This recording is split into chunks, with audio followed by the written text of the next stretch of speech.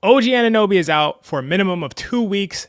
That's big trouble for the New York Knicks, but all hope is not lost. I will tell you exactly what they need to do while he's away and why I'm more optimistic than most during this stretch.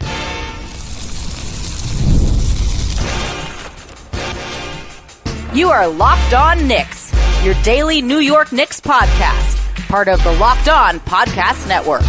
Your team every day.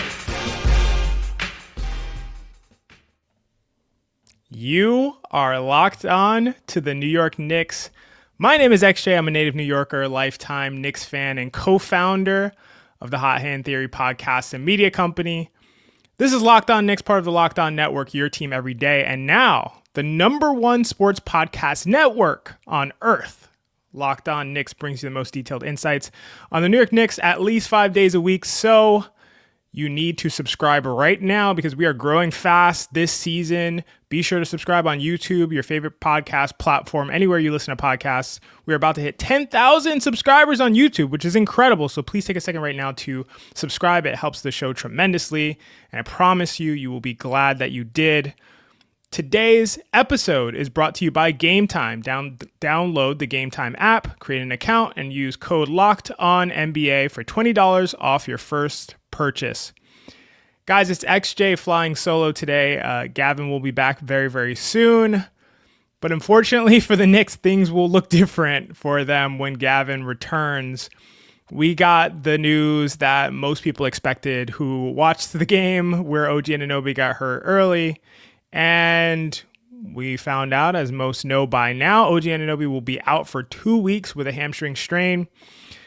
But it's likely going to be more than that because that's at the point when he will simply be reevaluated. And OG Anunoby, for anyone who is listening to this, obviously anybody whoever has watched any NBA games this season or before knows how absolutely critical and crucial OG Anunoby is to the Knicks, not only to them winning games, but to their title hopes. And as we've talked about from the beginning of the season, those title hopes are their North Star. Every decision that they make throughout the course of a season has to be with respect to that pinnacle, that goal, that peak that they're looking to achieve. Every single one of their decisions has to be with that in mind. Given that OG Anunoby is critical and there is no title hopes without OG Anunoby, be clear about that. That is absolutely how I feel and probably how most of you feel. Because there's no title hopes without OG Anunoby, you have to be careful with him. You just have to be. He's had soft tissue injuries before. Specifically has injured the same left hamstring in the 2024 playoffs against the Pacers. Basically, if not entirely costing the Knicks the best possible chance to win that series. You can't win that playoff series without OG Anunoby. I mean, they almost did, but to be honest, like once he went down, it didn't feel like it was going to be realistic. And that's going to be the case this season. If he's not healthy and not just like hobbling onto the court, but fully healthy going into the playoffs, you're not winning anything. I mean, maybe you'll get past the first round. Maybe you'll get past the second round based on sheer talent, how talented this team is. The way Mike Brown has coached this season has been so encouraging, but you are not getting to that title situation. So all that said, I expect them to take their time with OG. I think this is more like a 4-week injury. I hear some people saying 3 weeks, 2 weeks, they'll reevaluate. They say, okay, you're good. He'll get back on the court, do some work, and then be back ready a week after that. I mean, just being cautious based on everything I said, I think it's more like a 4-week injury. So that's a long time to be without one of your best players and a critical player. And obviously Jalen Brunson won't be out for that extensive period of time, but it's a tough situation for the Knicks. Lots of adversity early this season after we've seen a lot of success with the approach from Mike Brown. So I'm going to talk about what all of this means for the Knicks. Like, how can they win without OG Anunoby? And I mentioned at the beginning, I'm a little bit more hopeful. I'm a little bit more optimistic than I think some people are. And I'll explain exactly why, but I think there's a few key things the Knicks need to do without OG Anunoby. One is, this is going to sound crazy because they are one of the best offenses in the league, they need to play better offensively. The defense is giving up currently without OG Anunoby on the court this season They're giving up 129 points per 100 possessions. That is bad. That is brutal. That is, if I remember correctly, when I checked Clean the Glass, that's the second percentile in the entire NBA. That is not going to work. So the defense has to be better than that, and I think they will. But that being said, how much better is your defense going to be able to get with Mitchell Robinson playing 15 minutes per game? You're not going to rush him back. You're not going to push up his minutes because, again, he is a necessary piece to their title hopes. So he's going to stay within his minutes restriction. OG Anunoby is obviously not playing. Jalen Brunson will return. That won't help your defense, to be quite honest. So how much better do we expect the defense to be? I think that's going to be tough. OG is the defense. He is the linchpin to your defense. He and Mitchell Robinson are a defense in a box. You put those two on the court, you have a good defense. You take one of them off, maybe you can stay afloat. You take both of them off, you don't have a good defense anymore.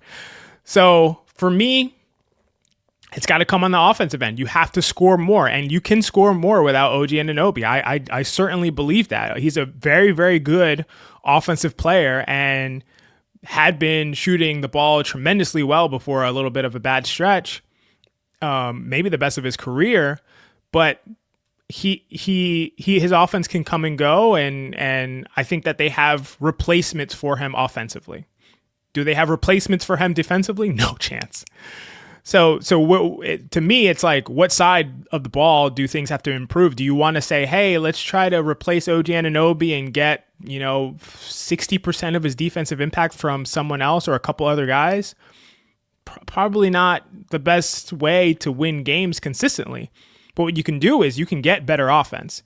And so one thing I look at first is pace. So the Knicks last season were at 97.64 possessions per game, a very, very slow pace. This season, they're at 100.63 possessions per game, so almost exactly 3 possessions more per game, which is significant. That may not sound like much to you. You might say, 3 possessions, what does that matter? If you're scoring 1.2 points per possession, and you're getting 3 more possessions, that's almost 4 points more per game. Per 100 possessions. And of course, the opponent is going to score as well. But if you're a better offense than them, you're going to outscore them across those 3 possessions. So that is critical. Every one of those possessions matters. I'm going to need the Knicks to be at more like 104. I'm going to need the Knicks to push the ball, score, get up shots early, keep shooting the 3-pointer at the rate that they did in this Miami Heat game. And really put the offense first. You have to lean into your strengths. You're down one of your best defensive players, one of the best defensive players in the league, a guy who was certainly going to be in all-star contention, certainly going to be in all defensive team conversations.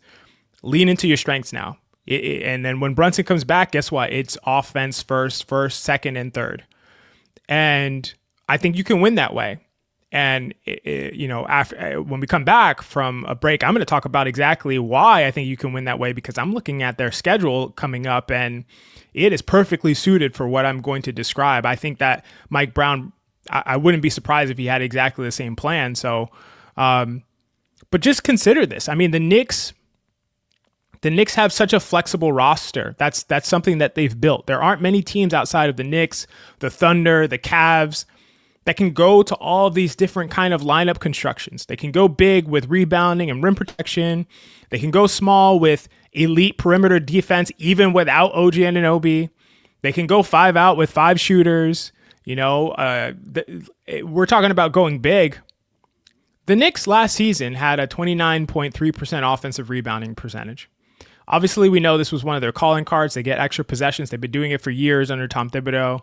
And at some points, they've had offenses engineered to be able to create opportunities for offensive rebounds in terms of getting to short mid-range shots and floater range, because those produce offensive rebounding opportunities at a higher clip than other kinds of shots. So they were specifically engineering an offense that created offensive rebounds and was tailored to the strengths of one of their key players, Mitchell Robinson. So last year they had a 29.3% offensive rebounding percentage. This season, it's been 33.4% offensive rebounding percentage. So actually, somehow it is up. It is up despite the offense not being completely engineered and tailored for that particular advantage. So that means that the Knicks have some really, really interesting flexibility and versatility that they can go to with their roster. I'm going to talk about their schedule. I'm going to talk about some additional flexibility that they have in terms of what they can do with 5 shooting lineups and why I think that's going to be so critical, especially looking at their schedule coming up. And I'm going to dive into all of that next. You really don't want to miss it, so stick around. Your ambition just met its match with Robinhood. You play for the win, not just on game day, every day. Locking in on every opening, beating your PR, beating it again. Channel that drive into your money. Robinhood puts you in control of your money. Trade stocks and ETFs, options, futures, and crypto all on one platform. You can now build and execute your own trades from a desktop with Robinhood Legends advanced tools, or take advantage of the new Robinhood strategies with a tailored portfolio managed by a team of experts. You expect more from yourself, expect more from your money. Get started today at robinhood.com/yourmoney. Again, that's robinhood.com/yourmoney. Your money, your move. Basketball season is officially here, and nothing beats being in the arena for those opening games. But let's be real, getting tickets can be a total headache. Between waiting in queues, surprise fees, and prices that jump right before checkout, it's easy to get frustrated when all you want to do is cheer on your team. That's where GameTime comes in, the app that gives fans the advantage. It's your ultimate life hack for scoring amazing NBA tickets fast, easy, and stress-free. And GameTime's zone deals are a game changer. You pick the section, GameTime picks your seats, and you save big. You can even find NBA tickets for under $25. Take the guesswork out of buying tickets with GameTime. Download the GameTime app, create an account, and use code LOCKEDONNBA for $20 off your first purchase. Terms apply. That's code LOCKEDONNBA for $20 off. Swipe, tap, ticket, go. All right, guys, I promised to talk about the schedule for the Knicks, the upcoming schedule without OG Anunoby, and why this makes me a bit more optimistic than I would have been if the schedule looked differently. So last thing we talked about was their flexibility with their lineups and how they can go big and they can go small and they could go 5 shooters. There's something I want to say before I talk about the schedule, which is that I have a little bit of jarring data for you, and you might not find this surprising, but it's still jarring, even though it may not be surprising. The New York Knicks this season have already played more possessions with 5 shooters on the court through 12 games than they did all of last season. I said that correctly. Double check me. Per Cleaning the Glass, the New York Knicks have played more possessions with 5 shooters on the court through 12 games than they did through 82 games of last season, while having largely the same roster, plus or minus a few additions. So last season, they played 319 possessions across 82 games with 5 shooters. They were plus 12.2 per 100 possessions in those possessions. I never heard of having a lineup, a single type of lineup construction where you are plus 12.2 and dominating, and then you don't do it more, but that's what happened. This season, they've played 416 possessions across only 12 games with 5 shooters and are plus 14.2 per 100. So across those nearly 750 possessions, they are plus 13 point something per 100. So it seems like this is a pretty effective strategy. And this is like a variety of five out looks. This is not just one specific best case scenario, Deuce McBride with the starters 5 out situation. This is like any configuration of 5 shooters. And so they've already passed what they did last season. They're going to have to do it a lot more moving forward to be able to get the kind of offense that I described that they'll need without OG Anunoby. And luckily, if we look at the schedule, it works out really well for them to be able to accomplish this. They play the Heat. You may be listening to this after they've already played the Heat for the second time, but they play the Heat. They play the Mavs, the Magic, the Nets, Hornets twice, Bucks, Raptors, Celtics, Jazz, and then I said Magic, but they play Magic twice, and then Pacers. So I think to me that those are the games that OG will likely miss. Now, there's a couple really nice things about this schedule. One is that these teams are not defensive juggernauts by any stretch. I mean, you may have a little trouble with the Magic, who are coming around defensively, just had a really good game against Houston that they ended up losing. Paolo Banchero's out. He may be back for both or one of those games. But that's going to be the toughest test to me. The rest of these teams, you can really get by with your offense against these teams. And especially if you're going to 5 shooters, we've seen how successful it has been across 2 seasons. Although it was barely used last season, it's been used a lot this season. And it's super, super successful. And you still have tons of flexibility. Even without OG Anunoby, if you're wondering, without OG Anunoby, these 5-shooter lineups this season, very, very tiny sample because he's in a lot of them. But they have done it without him, and they're winning those minutes by 25 points per 100 possessions. That's without OG Anunoby. Guess what side of the ball where they're dominating with those lineups? It's on the offensive side of the ball. So that really works out from an offensive standpoint. You're going to push the ball. These guys are not really going to shut you down in terms of what you want to do offensively. And then a trick up Mike Brown's sleeve that was so impressive and that we really love to see against the Miami Heat, the zone defense. The zone defense is going to be a critical tool for the stretch without OG Anunoby.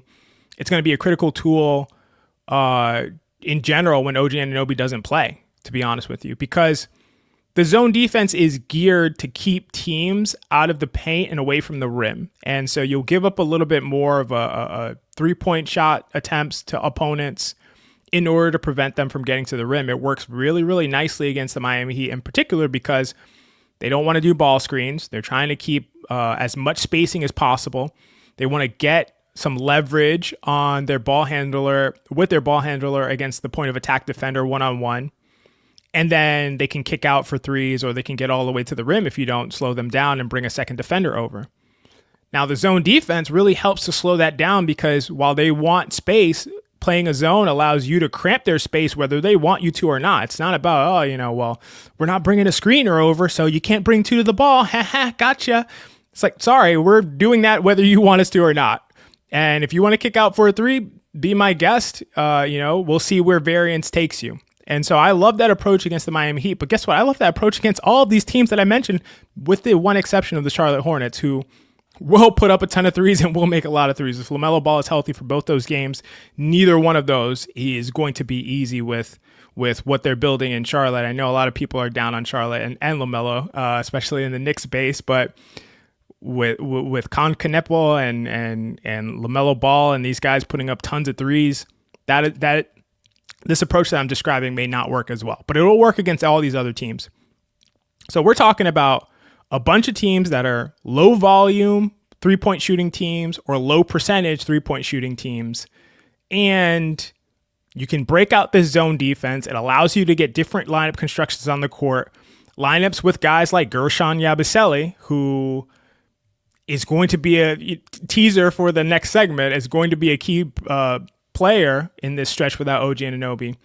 This allows you to get guys like that on the court so they can make an impact offensively without hurting you so much defensively. And that's what you're going to need. You're going to have to mitigate the weaknesses of the team, which is largely going to be defensively. And you're going to have to mitigate those weaknesses in order to leverage the strengths. And so playing zone against teams who don't shoot many threes or who are not good at shooting threes is going to be a key way to do that. And so to me, if you're going to lose OG Anunoby, it's kind of crazy to say, but this is the stretch to lose him. This is the stretch to lose him. This is the perfect timing for him to rest up that hamstring, get fully healthy. Do not rush him back. Do not rush OG Anunoby back to this team. Let them play it out. If they play under 500 basketball or whatever that may be, that'd be disappointing, honestly, because I think this is a good schedule for them. But it's definitely possible. But if it happens, it happens. It happens. What can't happen is rushing OG Anunoby back. He aggravates the hamstring. It's a longer recovery process. He's never healthy. You go into the playoffs and he's never fully himself. That's not acceptable. That cannot happen. That is not an option for this team. That is the one thing that is not an option for this team. It's a better option to sit OG Anunoby for 4 months than the one I just described and limp into the playoffs at the 6th seed and then have your guys back healthy. So make no mistake about it. This is about preparing your team for the playoffs. This whole season is about that. And so I like this stretch. I like the zone. I like 5-out spacing lineups. I like going to big lineups, especially against a team like the Charlotte Hornets, when you play them a couple times. But I like especially leaning into your strengths. Play up pace, up tempo, score more. When Brunson comes back, you still have an elite offense, no doubt about it. And you ramp that up and you offset the weaknesses and the losses of OG Anunoby and what he brings defensively. You offset that with more offense. That's how you do it. And so not only do I think that that's the best route to go, I think that's the route the Knicks are going to go. Because I just don't see a way that they would imagine, we'll backstop OG Anunoby with, Landry Shamet. He'll hold it down defensively. It's like Landry Shamet is playing the best basketball of his career, including excellent defense. He's not going to be able to produce 50% of the defensive impact that OG Anunoby produces, and nobody else on the team. And I'll talk about a few guys who I think are going to be critically important to holding down the defense, keeping it from being a situation where the Knicks are one of the worst defensive teams in the league, because I think there are a few guys who can help with that part, but they're not going to elevate the defense to be what it's been with OG Anunoby on the court or when he's even, available to play for the Knicks. A few guys who I think are going to be really, really critical, and I have deep reasons for why, and maybe some guys you wouldn't even expect me to say, and I'm going to break it all down when we come right back, so stick with us. The NBA is back, and there's no better place to get in on the action than FanDuel, the official sports betting partner of the NBA. Even if you missed the start of the game or want to ride the hot hand, FanDuel has live bets on everything from who will score next to fourth quarter comebacks. Plus, you can even combine your live bets into a same-game parlay for a shot at a bigger payout. It keeps every game exciting, especially when your team's making that late push. Right now, FanDuel is giving new customers $300 in bonus bets when your first $5 bet wins. So head to FanDuel.com to sign up and play your game with FanDuel, the official sports betting partner of the NBA. So OG Anunoby is out for a couple weeks, maybe 4 weeks is my guess. And we talked about what they can do from an offensive standpoint to, overcome and surmount some of those challenges they're going to have defensively. What players, matter the most in order to step up in OG's absence? There's a few guys. I'm going to go down the list with some obvious names and some less obvious names. Obvious name, Karl-Anthony Towns. Karl-Anthony Towns needs to be hyper aggressive. If you're going to score a lot of points, Karl-Anthony Towns needs to have crazy on-ball gravity. He needs to put fear in the hearts of these teams that are coming to play the Knicks. You have to come to Madison Square Garden or whatever your home crowd, your home arena is, and you have to say, man, Karl-Anthony Towns is going to shoot 25 times. We got to be up on him. We got to double him. No space for Towns. Do not let him shoot. Do not let him shoot even from 28 feet out. Take away his airspace. We got to stop Towns. And the only way Towns is going to be able to create that effect in opponents is by being aggressive. Shooting threes, shooting deep threes, I love to see it. I love when he shoots these deep threes. He was a little short on them. Guess what? It's because he hasn't done it in a while. Keep shooting those threes, Towns. I don't care. Take 14 threes again. Please. Be aggressive. Make them play you. It doesn't matter what you shoot. All that matters is the gravity you create to open up opportunities for teammates. Deuce McBride, defensively, is going to be critical. He's going to be critical. You need his defense. He's going to have to play 30 minutes per game without OG Anunoby. You need his defense. You need his perimeter defense. You need him to hound guys on the ball, to get over screens. You need Deuce McBride. Absolutely. This is why you have a guy like him on his contract that can step up all of a sudden. And you said, we lost one of our best players. There's no possible way to replace that player. Yes. But What teams have the luxury of having a guy making $3 million who's as good as Deuce McBride to be able to step up and play more minutes? Not many. Maybe AJ Mitchell with the Oklahoma City Thunder is the only other example I could think of, but not many besides the Knicks and the Thunder have that kind of luxury. Landry Shamet's going to have to stay aggressive. He's going to have to continue to leverage his shot, continue to have to attack the rim, continue to have to play defense with the aggression and the passion that he's played with all season, including the preseason. Something that jumped out of the TV to me watching him during the preseason was just his defensive assertiveness. He's going to need to continue that. Jordan Clarkson is going to continue to need to play within himself. I've loved how Jordan Clarkson has played. Everyone knows I've never been the biggest Jordan Clarkson fan. I think he's playing some of, if not the best basketball of his career at this late age in his career, at this late stage in his career. He is playing tremendous basketball. He is catching and shooting. He is catching and attacking closeouts. He is creating when no one else can or it's completely necessary late in the clock. He is playing efficient basketball. He's playing hard defensively. This is great basketball from Jordan Clarkson. He will need to maintain it.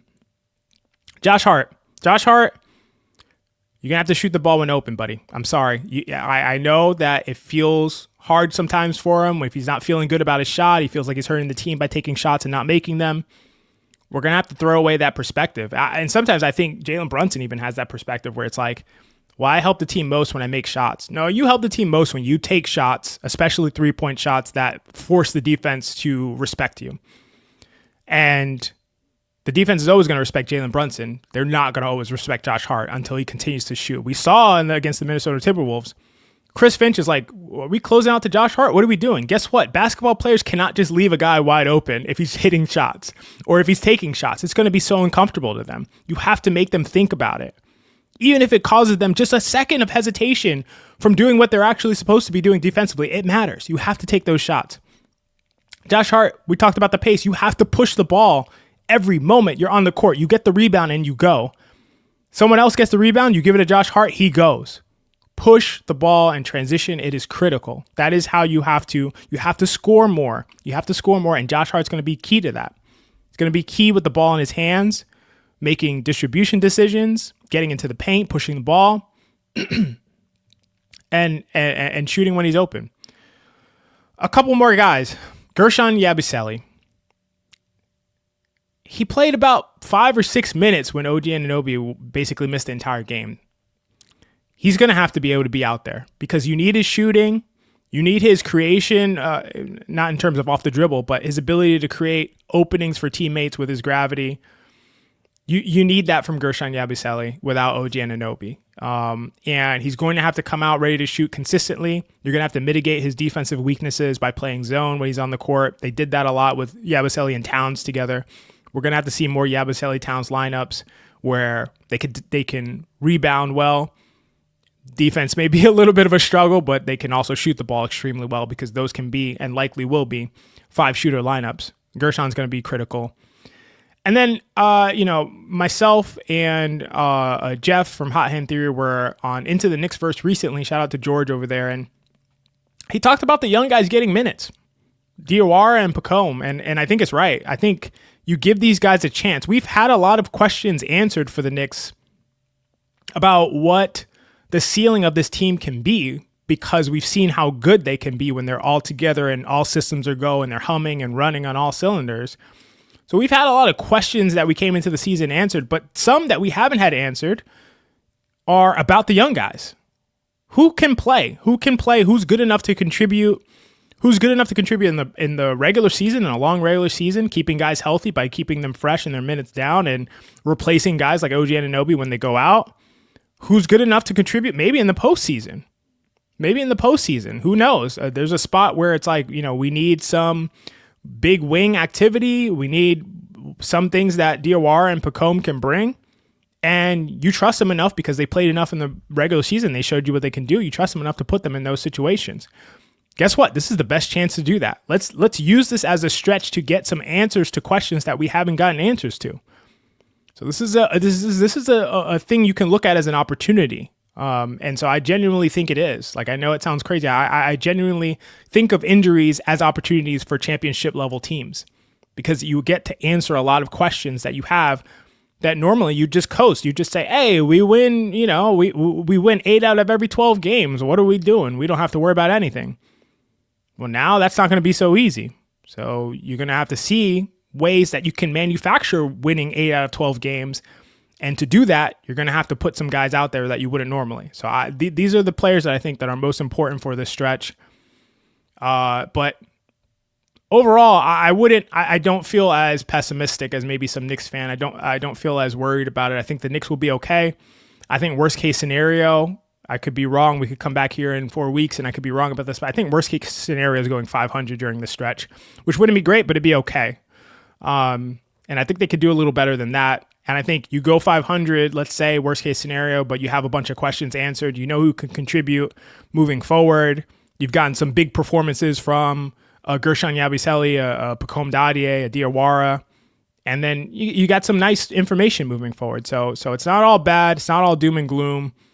I'm excited to see how this Knicks team responds. And we'll love to know your thoughts in the comments of kind of my take on it, my perspective on it, where you agree, where you disagree. And I appreciate you guys listening. As always, if you made it to the end of the pod and you haven't subscribed, that's crazy. You should definitely do that. And, Gavin will be back soon, and I will be back soon as well. And I'll see you next time.